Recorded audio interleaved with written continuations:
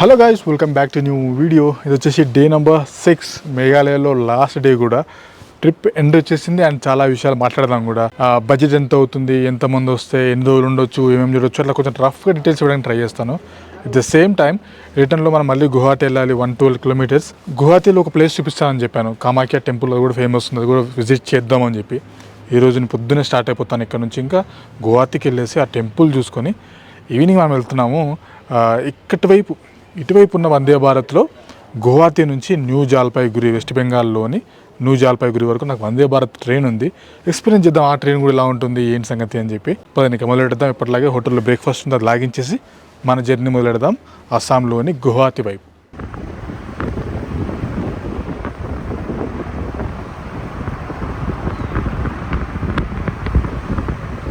చూడండి, cherry blossom trees ఎంత బాగా అనిపిస్తుంది. అదైతే అబ్బా చాలా బాగా అనిపిస్తుంది.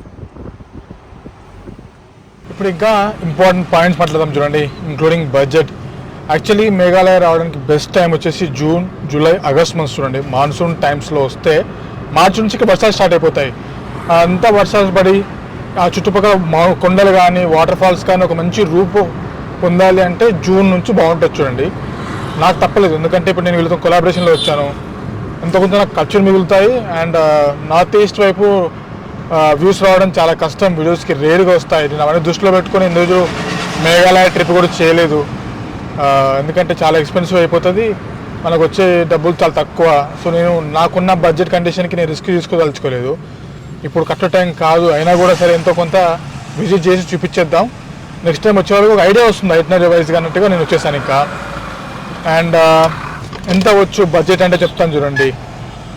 ప్యాకేజ్తో వచ్చినా, సెల్ఫ్గా ప్లాన్ చేసుకున్నా తక్కువ 35 నుంచి 40 వేల రూపాయలు ఒకరికి అవుతుంది చూడండి బడ్జెట్, ఒక ఇద్దరు వస్తే.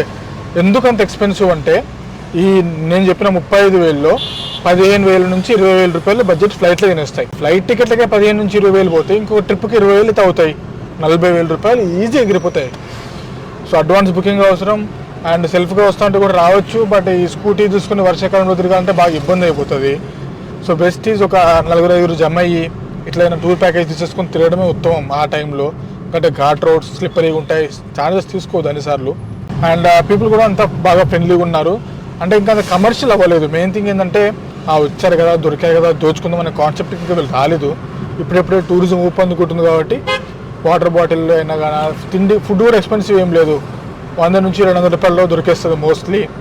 ఫుడ్ కూడా పెద్ద ఆప్షన్స్ కూడా ఏం లేవు ఉన్న వాటిలో, but okay prices wise. Accommodations కూడా పెద్ద ఎక్స్పెక్టేషన్స్ పెట్టుకోవద్దు, కొన్ని బాగున్నాయి, కొన్ని షిలాంగ్ వరకు కొంచెం ఎక్స్పెన్సివ్ పడవచ్చు అండ్ అంత రూమ్స్ అంత బాగుండకపోవచ్చు, బట్ బయటికి వెళ్తే బాగానే ఉన్నాయి. ఇప్పుడు చూడండి, నేను వెళ్తున్న కొలాబరేషన్లో వచ్చినా కూడా నాకు అయ్యే ఖర్చు అంత కాదు, ఎందుకంటే ఫ్లైట్ టికెట్స్ లాస్ట్ మూమెంట్లో బుక్ చేసుకోవడంతో ఎక్కువైపోయి ఉంటాయి కాస్ట్. దానికి తోడు ఈ ఫుడ్ కాస్ట్లు, ఈ బోటింగ్ కాస్ట్లు, ఎంట్రీ ఫీలు, ఇవే నాకు తెలిసి ఇంచుమించు 20 నుంచి 25 వేలకు అయి ఉంటాయి. ఈ 25,000 కూడా ఇప్పుడు యూట్యూబ్ నుంచి రావడం కష్టం వచ్చే వ్యూస్కి. సో అలాంటి కండిషన్లో ఇంకా నాకు బెస్ట్ టైం అంటే ఏం లేదు. నాకు తెలిసి ముందు వచ్చిన వీడియోస్లో కూడా చాలామంది కామెంట్ చేసే ఉంటారు, ఎందుకంటే ఏమనంటే ఇప్పుడు ఈ టైంలో ఎందుకు వెళ్ళారు, వర్షాకాలంలో వెళ్ళాలని చెప్పి. భయ నా బాధలు నాకు తెలిసిపోయా. నాకు తెలిసి ఏ టైంలో ఏ ప్లేస్కి వెళ్ళాలో, ఎందుకంటే ఈ ఐటనరీ సెట్ చేసుకోవడంలో నేను తోపనే ఫీల్ అవుతాను, ఎందుకంటే నేను బాగా ప్లాన్ చేసుకుంటాను ఏ టైంలో ఎక్కడ బాగుంటుంది అని.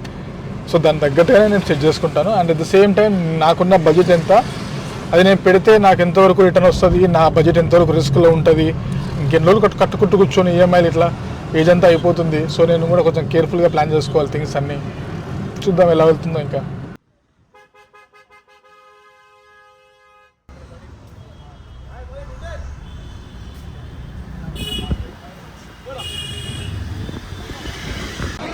ఇదిగోండి వచ్చేసాము గువాహతిలోని మా కామాఖ్య టెంపుల్ దగ్గరికి. ఇది చాలా ఫేమస్. ఫస్ట్ నేను దర్శనం చేసుకొని వచ్చిన తర్వాత దీని గురించి మాట్లాడదాం. చాలా షాప్స్ ఉన్నాయి.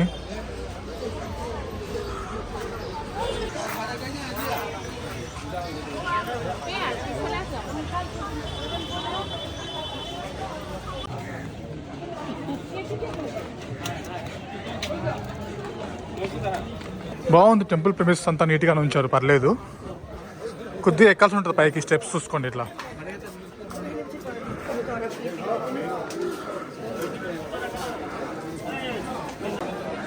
ఇంకా మొత్తం టెంపుల్లోకి వెళ్ళగా ఫోన్ తీసుకెళ్ళాం కాబట్టి ఇక్కడ బయట చూపిస్తాను చూడండి కొంచెం.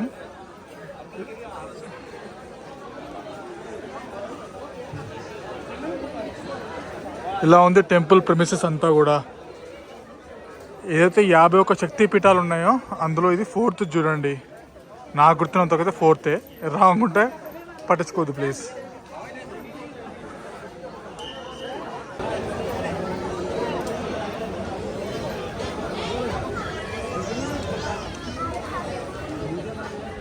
ఇప్పుడే గుడి లోపలికి వెళ్ళి దర్శనం చేసుకుని వచ్చాను చూడండి. ఇందాక చెప్పినట్టుగా ఉన్న 51 శక్తిపీఠాల్లో 4వది and one of the important శక్తిపీఠమే ఈ కామాఖ్య టెంపుల్ చూడండి.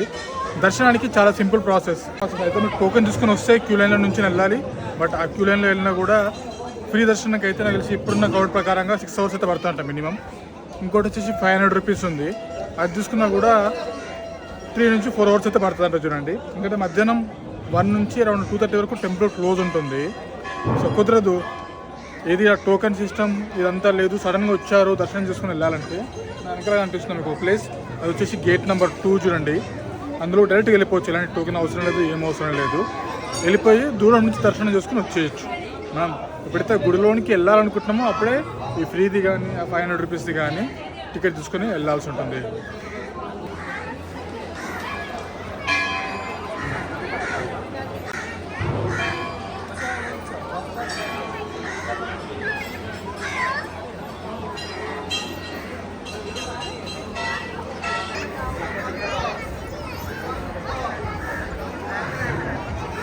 చెప్పిన దాంట్లో చిన్న కరెక్షన్ చూడండి. అది ఏంటంటే మీకు చెప్పాను నేను, ఒకవేళ నాలాగా ఓన్లీ గేట్ నెంబర్ 2 నుంచి వెళ్ళేసి దర్శనం చేసుకొని రావాలి అంటే దేవత ఎవరైతే కనిపిస్తారో ఆ విగ్రహం వేరు. మన క్యూ లైన్లో నుంచి ఏదైతే వెళ్తామో అది వేరు చూడండి. ఇంకా టైం లేదు అనుకుంటే టక్కునట్లు వచ్చేసి ముందరున్న విగ్రహాన్ని దర్శనం చేసుకుని వెళ్ళడం. ఎవరైతే టెంపుల్ లోపల ఉన్న ముఖ్యమైన విగ్రహాన్ని మనం దర్శించుకోవాలంటే ఆ ఫ్రీ దర్శనం దాంట్లోనే లేదా 500 రూపాయల దాంట్లోనే వెళ్ళాల్సి ఉంటుంది చూడండి. ఎగ్జాక్ట్గా చెప్పాలంటే అక్కడ ఇందాక నేను దర్శించుకున్న దేవతది. అండ్ మీరు క్యూ లైన్లో వెళ్తే మోస్ట్ ప్రాబ్లీ ఆ పెద్ద గోపురం కింద ఉన్న గుడిలోకి వెళ్తారు. చాలా వరకు ఇక్కడ వీటిని ఫ్రీ వదిలేశారు, మేకల్ని కూడా. అండ్ డాగ్స్ని సౌండ్ అనిపిస్తున్నాయి మీకు మేకలు, చిన్న చిన్న మేకలు అగోండి. ఈ టైం ఇలాంటివి చాలా వదిలేశారు గుడిలో. మరి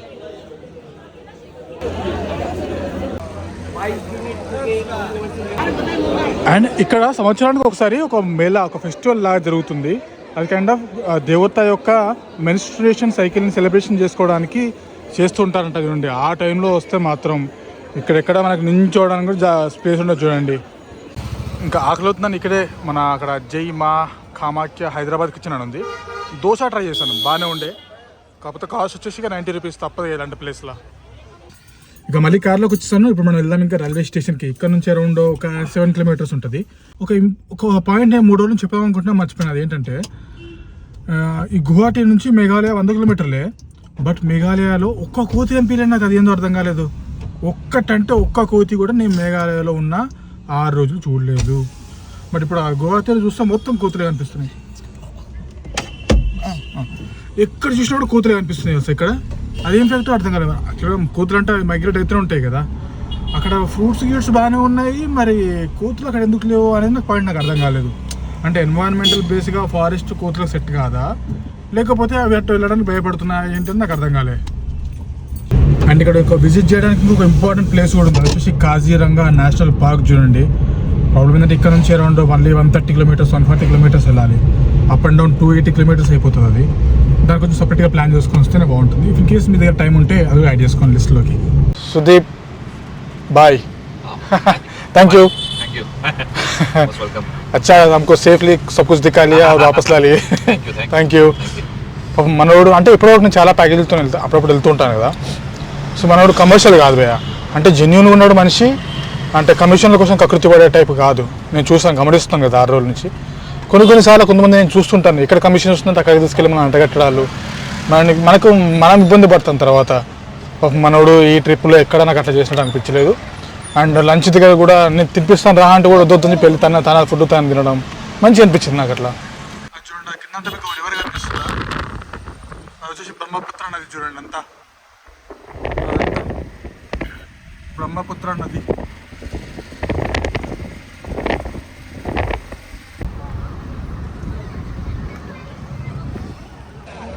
వచ్చేసాం గువాహటి రైల్వే స్టేషన్కి. బాగానే ఉంది బయట నుంచి అయితే, మరి చూడాలి లోపల పరిస్థితి ఏంటో. బాగుంది రైల్వే స్టేషన్ లోపల కూడా, ఎక్స్పెక్ట్ చేయలేదు ఇంత నీట్గా ఉంటుందని. పర్లేదు, నీట్గానే ఉంది. ఇప్పటికైతే ఇంకా మొత్తం లోనికి వెళ్ళలేదు అనుకోండి. బట్ ఇక్కడ అన్ని వీళ్ళ సత్రియా డ్యాన్స్ అంట, ఇది బాగా పెట్టారు ఇక్కడ. అండ్ అది వచ్చేసి మాస్క్స్ ఆఫ్ అస్సాం అంట. అక్కడ ప్లాట్ఫామ్స్ కూడా బాగానే ఉన్నాయి, అసలు ఏమో అనుకున్నాను కానీ బాగా నీట్గానే ఉంది, పర్లేదు. మన సికింద్రాబాద్ స్టేషన్ కొత్తది ఎప్పుడు కన్స్ట్రక్షన్ కంప్లీట్ అవుతుందో దానికి బట్టిన దరిద్రం ఎప్పుడు పోతుంది, కానీ రచ్చ మన స్టేషన్ అయితే. ఇదిగోండి మనం వెళ్ళాల్సిన వందే భారత్ ట్రైన్ వచ్చేసింది. అప్పుడు ఇది వెళ్తుంది అస్సాంలోని గువాహటి నుంచి వెస్ట్ బెంగాల్లోని న్యూ జల్పాయిగురికి. టోటల్గా 5.5 hours జర్నీ చూడండి. Starting point Guwahati and ending point new Jalpaiguri. Same నేను ఎక్కడైతే వెళ్తున్నానో సేమ్ అవే పాయింట్స్ ఇవి. సో ఈ 5.5 hours జర్నీ నేను తీసుకుంది chair class, executive chair class వెళ్ళాను లాస్ట్ టైం తిరుపతి వెళ్ళినప్పుడు. ఈసారి మాత్రం నార్మల్గా చైర్ క్లాస్ తీసుకున్నా. అరౌండ్ 1300 rupees పడింది. చూద్దాం మరి దీని పరిస్థితి, సీట్లు బాగున్నాయా లేవా. అప్పుడు నేను వందే భారత్ కొత్తగా లాంచ్ అయినప్పుడు ఫస్ట్ డే వెళ్ళాను తిరుపతికి. సో అంతా కొత్తగా మంచిగా ఉండే. మరి ఇటువైపు ఎట్లా మెయింటైన్ చేస్తున్నారు. C3 ఇక్కడ ఉన్నా అమ్మ, C3 ఇక్కడ ఉంది. పదండి, జై వందే భారత్. ఏంటో ఫుడ్, యాక్చువల్గా నేను దీంట్లో ఫుడ్ కూడా ఇంక్లూడ్ చేసుకున్నాను. ఫుడ్తో కలిపి 1300 పడింది. సో అంతా క్యాఫెటేరియా లాగా ఉంటుంది వాళ్ళదే. చూడాలి మరి ఫుడ్ ఎట్లుంటుందో. Seat number 20. Main thing is నేను అప్పటికి ఎప్పుడు గమనించాల్సిన వాష్రూమ్ పరిస్థితి ఏంటో మరి. అవుచ్, పర్లేదు బాగా ఉన్నాయి. Train number Guwahati New Jalpaiguri Vande Bharat express 4:30కి ఇక్కడ నుంచి స్టార్ట్ అవుద్ది గువాహటి నుంచి. అరౌండ్ నైట్ 10కి న్యూ జల్పాయిగురి రీచ్ అవుతుంది చూడండి. అండ్ ఎవరైతే ఈ కామాఖ్య టెంపుల్ ఇందాక అమ్మవారి టెంపుల్ వెళ్ళొచ్చాం కదా కామాఖ్యది, అక్కడ కూడా స్టాప్ ఉంది. అటు నుంచి ప్లాన్ చేసుకున్నారంటే చూడండి మరి.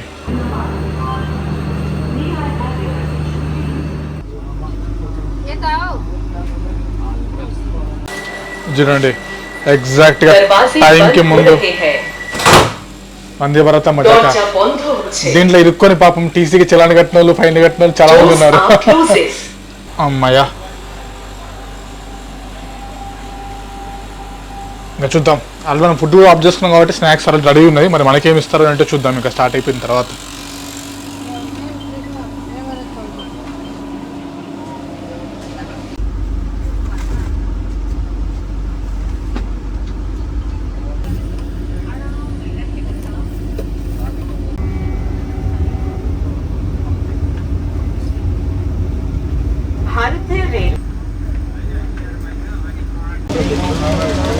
ఎవరైతే మీల్స్ బుక్ చేసుకున్నారో వాళ్ళకి స్నాక్స్ కూడా ఇచ్చారు చూడండి.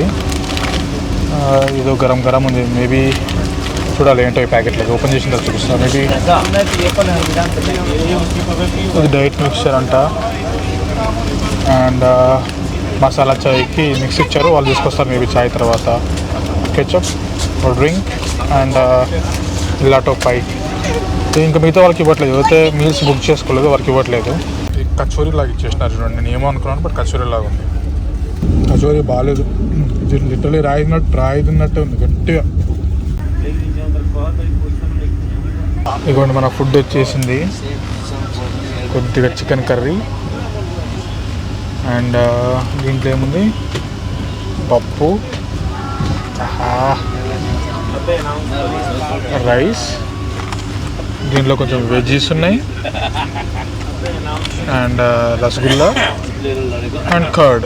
ఇంతే ఇంకా మీల్స్ రుచికి తింది మనది. ఇంకా చపాతీ కూడా ఉంది. అయ్యో చూడండి, తనకి రావాల్సింది 9:50కే వచ్చేసింది. ఒక 10 నిమిషాలు ముందు వచ్చింది భయ్యో ట్రైన్ ఎట్లెట్లో. ఇక రైల్వే స్టేషన్ దగ్గరలోనే ఒక రూమ్ తీసుకున్నాను. 1200 rupees పడింది. పెద్దగా ఏం లేదు, జస్ట్ ఒక నైట్ అట్లా స్టే చేయడానికి. సో ఒకసారి ఈ వీడియోలో ముందుగా చెప్పినట్టుగా బడ్జెట్ వచ్చేసరికి సెల్ఫ్గా ప్లాన్ చేసుకుంటా అన్నా, మీరు టూర్తో వచ్చినా అన్నా కూడా ఈ సౌత్ లైక్ ఈ నార్త్ ఈస్ట్ అంతా కూడా కొంచెం ఎక్స్పెన్సివ్ పడుతుంది. 30,000 నుంచి 40,000 రూపాయలు ఈజీగా పర్ పర్సన్ అయితే అవుతుంది చూడండి. అండ్ కామాఖ్య టెంపుల్ బాగుండింది. కొంచెం అది మనకు ఆ లోన్కి వెళ్ళే ఆప్షన్ ఉంటే బాగుండేదేమో, లైక్ టైం ఉంటే మెయిన్లీ. అండ్ ట్రైన్ బాగానే ఉండింది.